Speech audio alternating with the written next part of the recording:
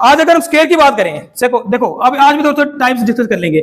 Suppose करो तुम्हारे पास इस तरह से स्क्वायर है, ठीक।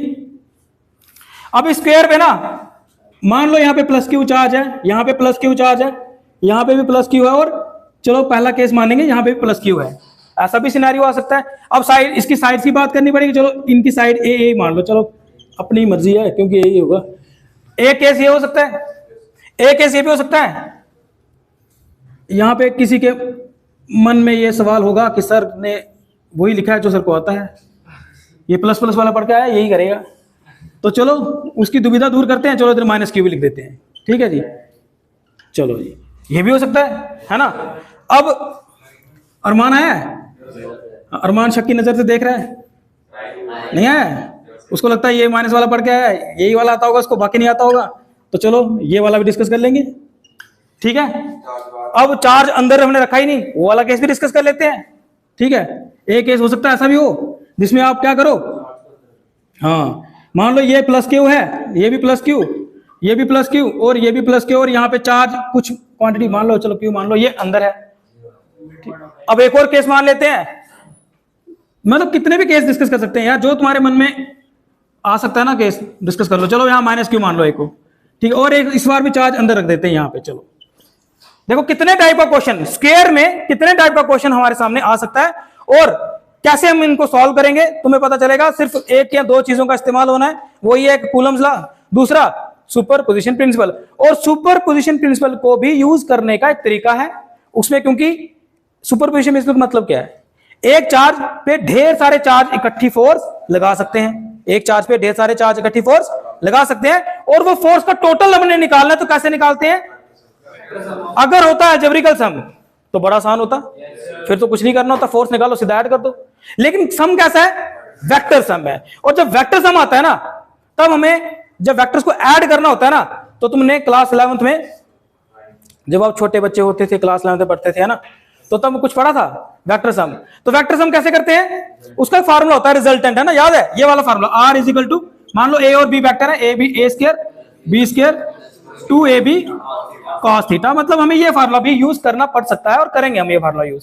बड़ी हद यही एक फार्मूला यार, मतलब कुल मिला के 3 या 4 फार्मूले हैं जिनसे ये सब क्वेश्चन सॉल्व किए जा सकते हैं, ठीक है। बुक में कोई एक आधा क्वेश्चन दिया होता है तो उससे क्लैरिटी नहीं होती, बेसिकली उससे ना हम एक ही क्वेश्चन को ऐसे चला देते हैं, ठीक है ऐसा आएगा तो ऐसे कर लेंगे। लेकिन जब आप एक ही टाइप के जितने भी सिनेरियोस बन सकते हैं उन सबको तुम डिस्कस कर लोगे, तो एग्जाम में कैसा भी क्वेश्चन आएगा तुम उसको कर लोगे, ठीक है ना। क्योंकि तुम्हें पता होगा यार हमने तो ये वाला पढ़ा था, लेकिन ऐसा हो तब क्या करते हैं, हो सकता है जो तुम्हें एग्जाम में आए वो इन 5 में से एक भी नहीं हो, वो नया ही कुछ उसने किया हो। लेकिन क्योंकि अगर तुम्हें ये 5 डिस्कस करना आ गए हैं, ये 5 सॉल्व करना आ चुके हैं अलग अलग तरीके से, है ना, कैसे कैसे सॉल्व करना है, वो टेक्निक अगर तुमने सीख ली, फिर एग्जाम में कोई जरूरी नहीं है कि पढ़ा हुआ न्यूमेरिकल जो तुमने कॉपी पे निकाला था वो पेपर में आएगा तभी करोगे, ऐसी की कोई जरूरत ही नहीं पड़ेगी, क्योंकि तुमने तो टेक्निक सीख ली। अब तुम जो मर्जी क्वेश्चन आ जाए पेपर में कर लोगे, सही है ना। बिल्कुल बिल्कुल। मान लो ए बी सी, ऐसे रखना सबके नाम, ठीक है, ए बी सी और डी। आप फोर्स फाइंड करो, एफ कूलम फोर्स फाइंड करनी है एट सी, सी पे ना आपको फोर्स फाइंड करनी है।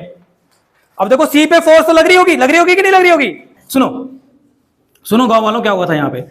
अब देखो ये बी पे जो चार्ज है ये भी तो सी पे फोर्स लगा रहा है ना, तो चलो इसका नाम कुछ रख देते हैं, क्या रखें इसका नाम, एफ सी, एफ बी रख दो यार, है ना।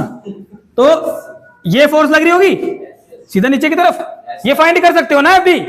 यार क्या फाइंड करना है इसका, एफ बी किसके बराबर आएगा, के चार्ज कितना है क्यू स्क्वायर, दोनों चार्ज सेम है, डिवाइड बाय डिस्टेंस कितना है, तो एफ बी फाइंड करना कोई मुश्किल काम थोड़ी है। अब देखो ये जो डी है, जो चार्ज डी पे बैठा हुआ है, क्या ये फोर्स नहीं लगा रहा है, इस पे लगा रहा है ना, तो ये भी तो लगा रहा होगा, तो लगा दो, ऐसी लगेगी ये फोर्स, इसका नाम रख दो एफ डी, ये भी फोर्स लग रही हुई है, ठीक है। अब तीसरी फोर्स भी है, ये देखो, अब ये वाली फोर्स भी आनी है, ये यहां से यहां तक, इसका क्या आएगा रूट 2a, ठीक है। अब ये फोर्स इस डायरेक्शन में लगने वाली है, इसका नाम रख दो एफ ए। अब पता चल गया कौन कौन सी फोर्सेस हैं, ठीक है ना, पता चल गया ना, एक एफ बी आया, एक एफ डी आया और एक एफ ए आया। एफ बी और एफ जो हमारा डी है ये तो सेम ही आएगा, K Q square by A square, सही है ना।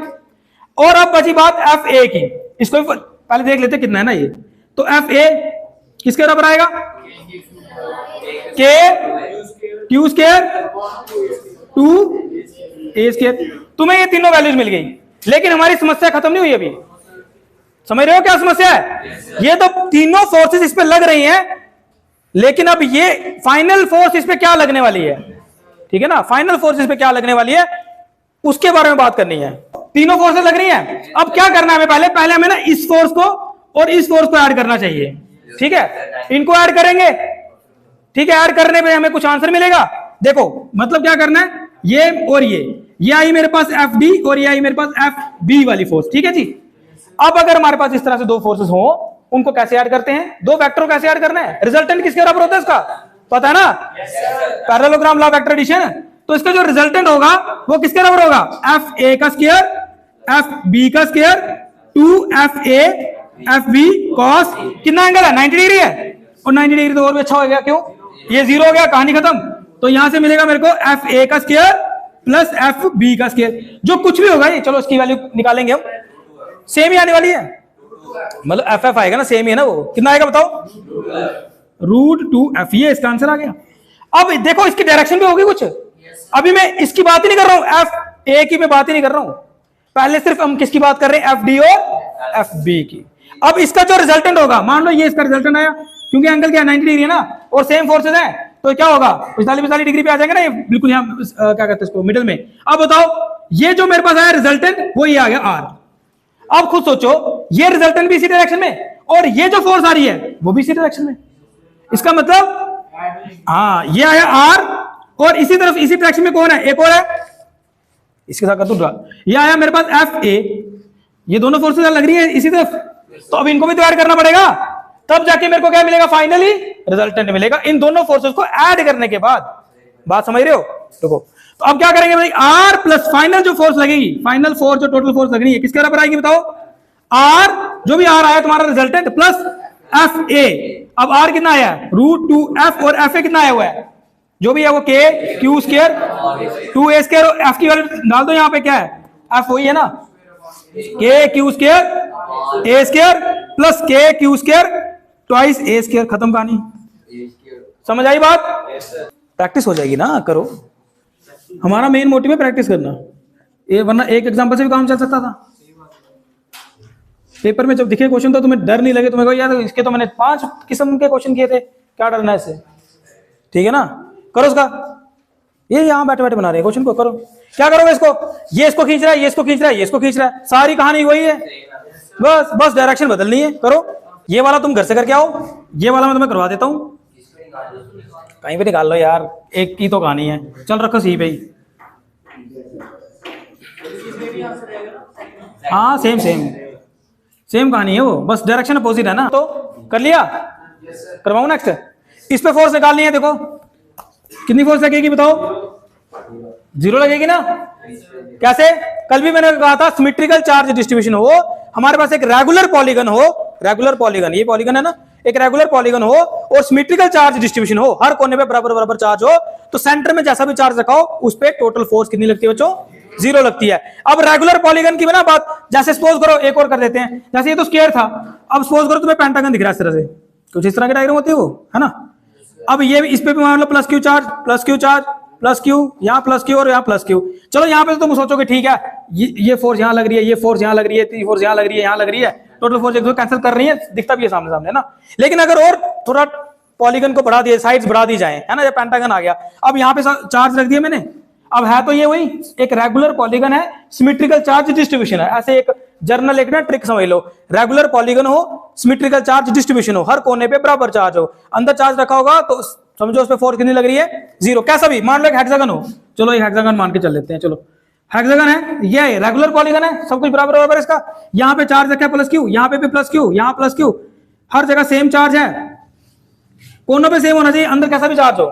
ये मत सोचो यहाँ हर जगह प्लस क्यू, यहाँ पे भी ये वाला ही चार्ज रखना है, कोनों पे जो चार्ज है ना वो सेम होना चाहिए, अंदर आप जैसा भी चार्ज रखो, जब आप टोटल फोर्स निकालोगे तो उसका आंसर 0 आएगा। सपोज करो, चलो और थोड़ा सा इसको करते हैं, मान लो सर्कल ही होता, ठीक है, ऐसे मान लो, है ना, इसमें भी ऐसे मान लो same same charge, symmetrical charge distribution है। अब यहाँ पे चार्ज रखा है तो फोर्स सेंटर पे चार्ज पे 0, मतलब कैसा भी हमारे पास एक रेगुलर पॉलीगन हो और अगर बाहर सिमेट्रिकल चार्ज डिस्ट्रीब्यूशन हो तो तुम जनरल एक बात याद रखना कि उसका आंसर क्या आता है, 0। हाँ फिर नहीं, मैंने बोला ना एक सेम चार्ज होना चाहिए, फिर तो चेंज सिनेरियो बदल जाता है, फिर कुछ और कहानी शुरू हो जाती है हमारी। ये समझ आ गया? इसका मतलब इसका आंसर क्या है, फोर्स एट, मान लो ये डी है, ये ए है, ये बी, ये सी और ये D, force at point D should be 0।